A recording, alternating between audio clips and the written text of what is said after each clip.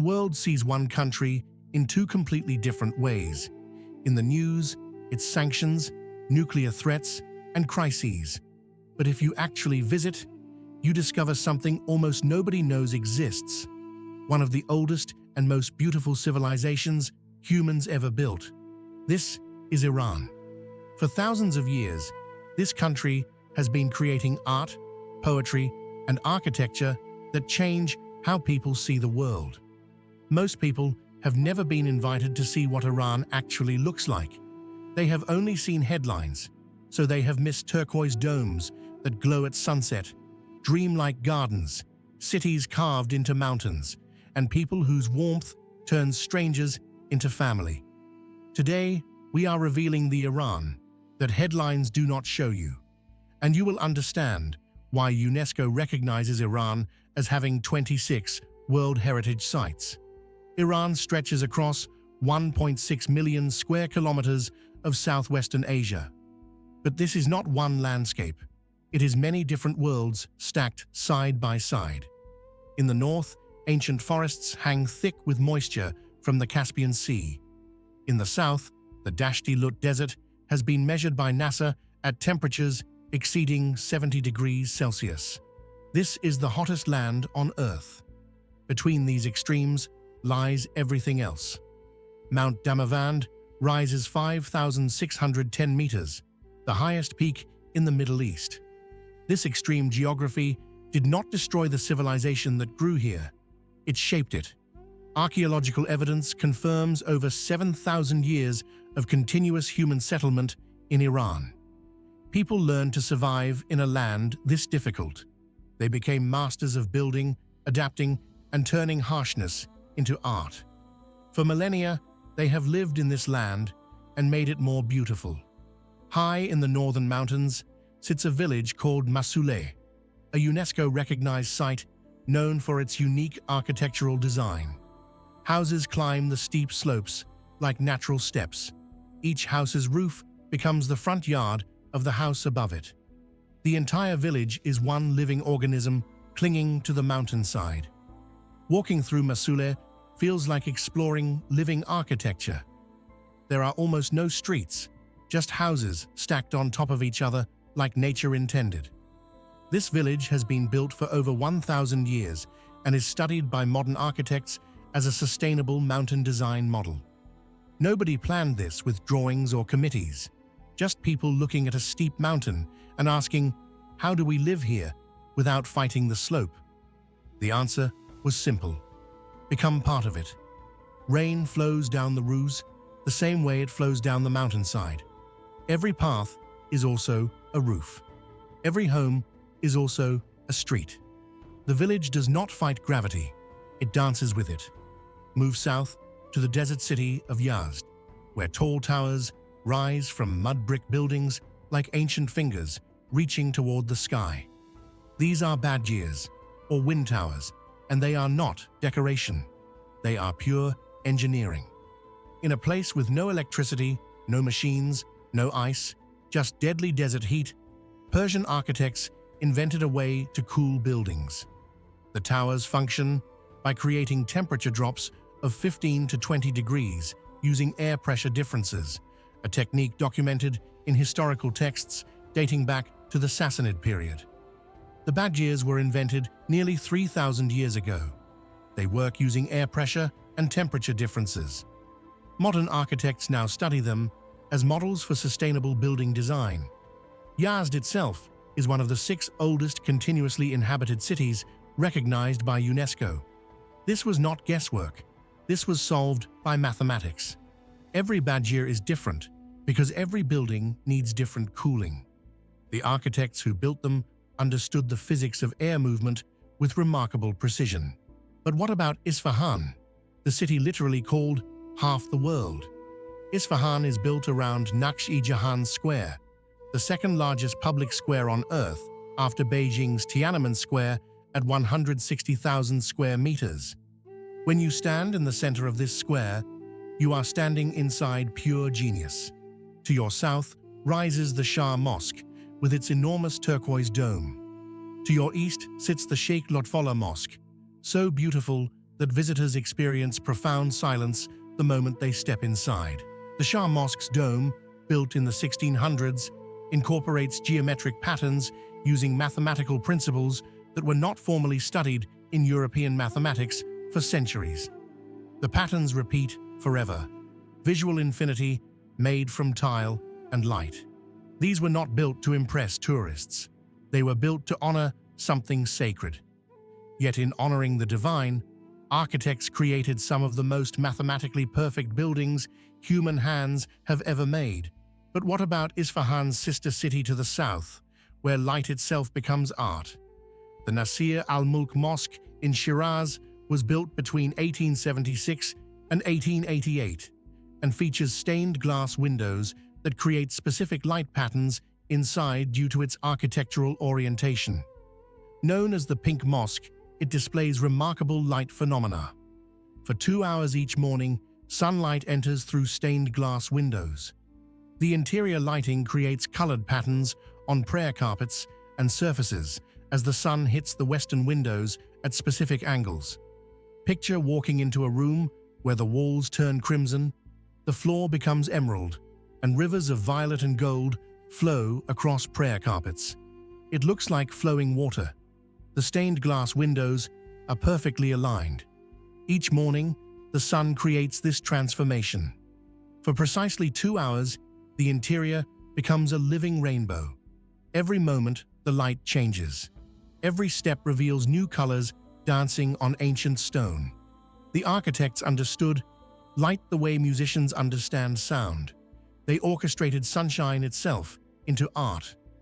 But what about Persepolis, Iran's most significant archaeological site, designated a UNESCO World Heritage Site in 1979? Persepolis was the ceremonial capital of the Achaemenid Empire. Built around 518 BCE by Darius I, it served as the administrative center of an empire spanning 3 continents. The Apadana staircase shows stone carvings of delegations from multiple nations bringing gifts to the great king. Each group wears their own clothes. Nubians carry ivory, Bactrians bring camels, Indians offer gold vessels. It is a documented stone record of a vast ancient empire. In 330 BCE, Alexander the Great captured and burned the city. Over 2,300 years later, the ruins remain one of the world's most important archaeological sites. The fire actually preserved it. Alexander's destruction became archaeology's gift. And Iranians remember this history not with anger, but with recognition of what survived. But what about modern Iran? Tehran is a city of 15 million people in the metropolitan area, making it one of the largest cities in Western Asia. It is chaotic, organized, ancient, yet intensely modern. Every contradiction lives in one place. The Grand Bazaar of Tehran stretches for 10 kilometers of covered corridors, an entire city within a city. Gold merchants sit next to mobile phone sellers under stone arches that were already ancient when Napoleon was young. According to demographic data, 60% of Iran's population is under 35 years old. This is one of the most educated, culturally smart, and digitally connected youth populations in the entire Middle East. Young Iranians read poetry the way other generations engage with literature. They quote Hafez and Rumi as living emotional vocabulary, and they use ancient words to speak modern truth. In every Iranian household, rich or poor, sits the same book. It contains verses by Hafez, a 14th century poet from Shiraz, 1325 to 1390 CE, recognized by scholars as one of the most significant poets in the Persian language. These poems are 700 years old. Hafez's works remain extensively read throughout Iran and have been translated into numerous languages. Iranians do not just read Hafez, they live with him. The practice of Fali Hafez, opening the book randomly for guidance, is a documented cultural tradition in Persian society. When they do not know what to do, they ask Hafez. Hafez is considered by scholars to be the greatest lyric poet in any language. His verses are memorized by heart, quoted in daily conversation. They are the language people use to declare love, express grief, and tell the truth when silence feels dangerous. Poetry in Iran is not entertainment. It is how this civilization processes its soul.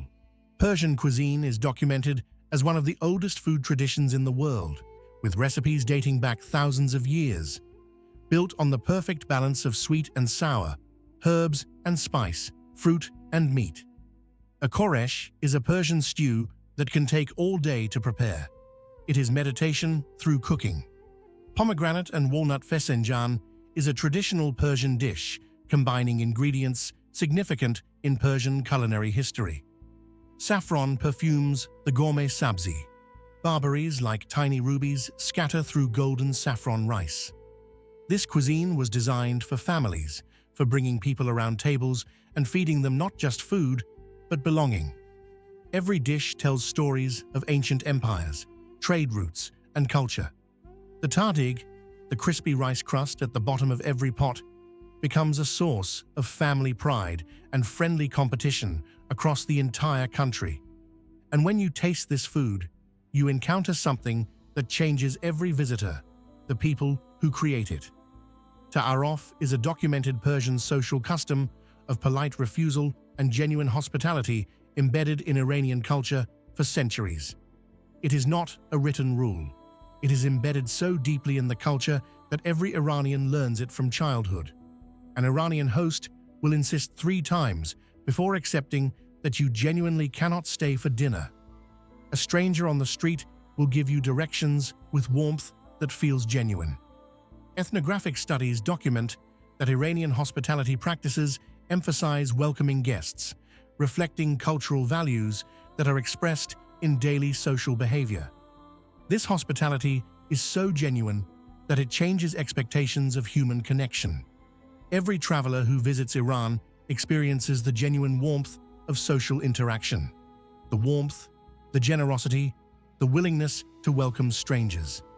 It is not fake performance. It is their cultural operating system. This is the Iran beyond headlines. Not just in the domes or poems or food, though all of those are real. The hidden Iran lives in the people, in their ability to see a stranger and say, "You belong here." Iran has 26 UNESCO World Heritage Sites and over 7,000 years of documented continuous civilization. It has poetry that shaped empires, architecture that solves problems modern engineers are studying, and hospitality documented across generations. The world has shown Iran a frame of danger. But the real story, happening every single day, is a civilization continuing its traditions in poetry, food, architecture, and cultural practices. The domes are still maintained. The poets are still read. The food is still prepared with care. Strangers are still welcomed as family. This is not nostalgia. This is happening right now. We live in an age where endless headlines can bury entire civilizations, where one repeated frame can make the world forget to look at what is actually there. Those who visit Iran encounter its historical sites, cultural practices, and people directly, not because it is perfect, but because they finally see it. Iran's 26 UNESCO World Heritage Sites and 7,000-year documented history represent officially recognized cultural significance. The turquoise domes still shine in the sunset. Poets are still read in kitchens and gardens. Food is still prepared with the precision of love. Wind towers still cool buildings without electricity. Young people still read Hafez by candlelight. And people still open their homes to strangers saying, "Welcome, you belong here." This journey teaches something important. Civilizations are measured not just in headlines, but in their documented contributions to human culture, architecture, literature, and philosophy. Iran has been a significant contributor to human civilization for over 7,000 years, as confirmed by archaeological and historical records. If this moved you, share it. Not as politics, but as an invitation to understand a civilization with extensive historical documentation, recognized cultural heritage, and documented contributions to art, poetry, architecture, and human knowledge. Tell someone, there is a historically significant civilization and cultural heritage you may not have fully understood. Which part touched you most? The architectural innovations of the wind towers solved cooling without electricity. The recognized literary achievements of poets like Hafez, the documented culinary traditions that are centuries old, are the cultural practices of hospitality documented across generations. Let us know in the comments, because this story belongs to everyone watching.